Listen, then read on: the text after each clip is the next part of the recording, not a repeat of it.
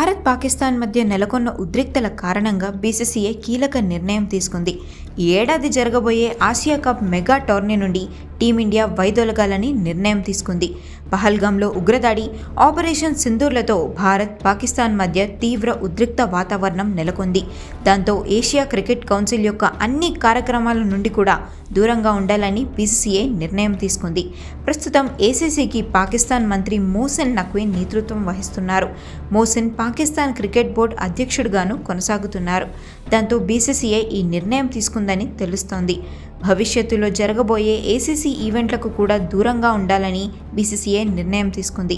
భారతదేశం లేకుండా Asia cup నిర్వహించడం సాధ్యం కాదని బీసీసీఐకి కూడా తెలుసు. అంతర్జాతీయ క్రికెట్ ఈవెంట్లలో భారత్ పాల్గొంటేనే కాసుల వర్షం కురుస్తుంది. అటువంటిది భారత్ లాంటి దేశం ఏషియా కప్లో లేకపోవడం అంటే పాక్ మీద ఒత్తిడి మరింత పెరుగుతుంది.